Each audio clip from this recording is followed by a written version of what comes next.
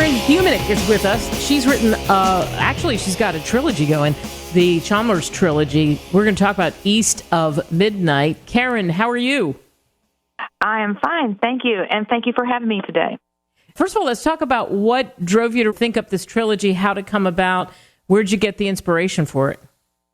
Briefly, when my son was in high school, I saw how much he struggled in terms of dating, and he pretty much avoided it, and then he kind of avoided it during college. And so I've been a world of men. I have no nieces, daughters, or sisters, so I live among men, and I wanted to share my knowledge with my friends so that they could better understand. I mean, women will say, he didn't understand me. Well, no kidding. They don't understand us. They think we're an enigma. That's right. But sports is a common denominator. And part of what you're talking about, you're alluding to, and we'll get into this, Duke versus UNC, that rivalry, there is a theme here. So tell us about East of Midnight, the first book, book one, and what it's about. Well, I grew up at Duke. My father taught at Duke. And it's 6 miles and 2 shades of blue, as people will say, the difference between Duke and UNC. So I just thought I'd have some fun with it because it's a well-known rivalry. And so the main character in East of Midnight, Cameron, attends UNC, and Lydia, his love interest, goes to Duke. So there's a lot of kind of playing back. Plus, it gives a site that's very easy because they're only 6 miles apart for them to travel back and forth. So I set the majority of the story there. And, of course, with Cameron going to UNC, there's a little play on the name from Cameron Indoor Stadium. So there's little plays back and forth on that. So. Yeah, and for you, in doing this story and coming up with the plot, was it fun? Because as you were talking about growing up in a world of men and thinking about the whole dating thing and how difficult that is, was it fun to come up with the storyline? Oh, it was a lot of fun. It really was a lot of fun. The general problem that they have is that they meet as friends in high school, and friendship is one of the things that really makes the basis for a relationship. But friendships are never easy, especially in high school, and so they kind of botch it up. He botches it up with a little help from a friend. And so he thinks about it, and he starts realizing, wow, she was more than that. He sees her graduation a year later because she's a year younger than him. And he goes, oh, my gosh, she's beautiful. What happened? Where was my brain? But he has to get through all the things that he messed up. And that's the bulk of the story. But he has to also find out who he is. And one of the points that I would like people to come away with is that for 4,000 years, we have told stories along a line, what's called a hero's arc. For instance, in Shakespeare, they would start out and they would conclude with Hamlet. He dies, it's miserable, but he has made it through a journey. And so these two people make it through a journey to the end of the story, East of Midnight. And then two other characters who've already been introduced at the beginning of that book have heroes' journeys to make as well. Now, they make a short one. The second book, it's one of the characters, and he goes on a longer journey to find his conclusion. But when I got to the end of that, there is no such thing as a clean tie-up in life. The stories just don't end perfectly. There's a lot of pain, and they have to forgive. So there's an even longer journey's arc to the end of the third story. But remember, not all good stories, not all journeys end in happiness, like with Hamlet. But a lot of them do. And that gives us a sense of satisfaction when we get to the end of the book of saying, I've gone on this journey with this person, and I've learned something about myself, and I've learned something about the people around me and something about relationships. And so that's why it's a trilogy. There's actually 3 journeys. Yeah, and that's what you hope people take away, right? Yes. The things that you just said. Yes, that's what I want, is to have them feel like they have gone on a journey with these characters. Wow. So, and of course, good stories are about characters, or about the things that happen to them. And in the setting that you've put them in, so many things happen. You change from the time you start school to the time you get through it, and the people that you meet, and fraternities, sororities, not pledging, work, all kinds of things. I mean, there's just so much there's so much meat there, isn't there?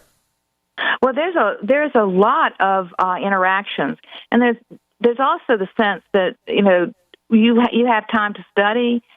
You're thrown together with people that are different from you. I don't care. Universities have always been places where you're thrown together with people who aren't like you because You leave home, you leave your town. Even if you go to UNC, you're with a lot of people from North Carolina, but it's a long way from one end of that state to the other end of the state. So it really is a coming of age. It's people finally are saying, we don't really come of age until we're around 30. Meaning of that we grow all the way through our 20s emotionally, and we begin to really mature in our 30s. And that's part of the second arc, is the characters who are older, who have journeys to go through as well. And so, but I also wanted to write a book that encourages without being preachy, because it is a Christian novel. But I want people to feel that they have gone through a growing process along with the characters, that when they come to the end, they think a little bit of, well, maybe I can be a little more forgiving of someone who disappointed me or hurt me. And maybe I can be a little more patient with somebody who I don't like. And you find out that you can make friends with people, you think you just don't have anything in common with. And that's one of the journeys, is that to Cameron and his friend Justin, Cameron says at the beginning, he says, they were friends from childhood. They learned to play golf together at little golf lessons at age 6 and 7. But he says, why don't some friendships just die? Well, there's a reason. We have a journey to go. We have lessons to learn. Oh, that's so profound. That's so true. So the first book, the book we're talking about, East of Midnight, it's here. You can get it Amazon, Barnes & Noble, wherever great books are sold. And I know the second book is being edited, right? Can you give us a little sneak on the second book? Well, yes, I can. On the cover of it, you'll see the binding of an old journal, and this journal. There's a journal in the middle of it that comes from Cameron's grandmother, and in it are a lot of secrets that get revealed. And in our lives, in all of our lives, we all have little stories about our families, and some of these stories make us better, and some of them hurt deeply.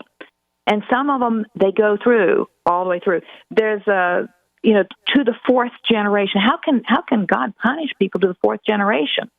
The reason is because the people who come along are hurt. And it is the pain. It's not God punishing us. It's that we endure the pain that can come through generations. And so the second book looks at the generations of pain. But that's a secondary arc within it, because all of us live complicated lives. And so we can look at our lives and we can say, oh, yeah, I remember that. Maybe that's what happened in my family. And maybe that'll help me understand why something doesn't work, or maybe I could make something better. Yeah. It's interesting. We start off when you talk about Cameron going to UNC and Lydia going to Duke. In your family, are they Dukies or UNC?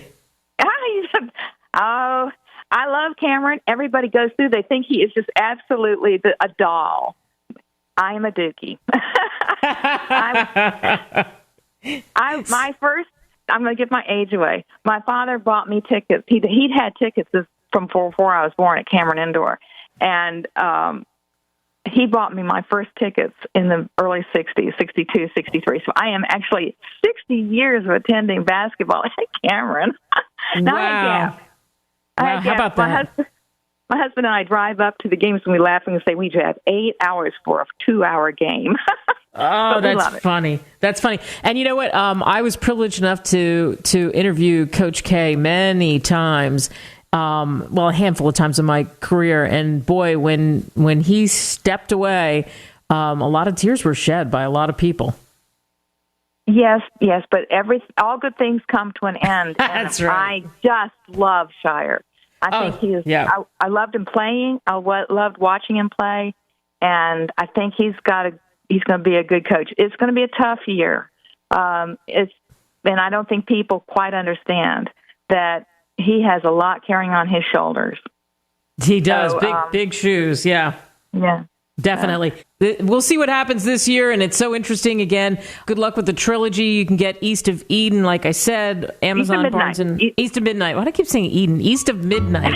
You can get East of Midnight. That's a way different thing. East of Midnight, you can get it on Amazon or Barnes & Noble. Karen, thank you. Thank you very much.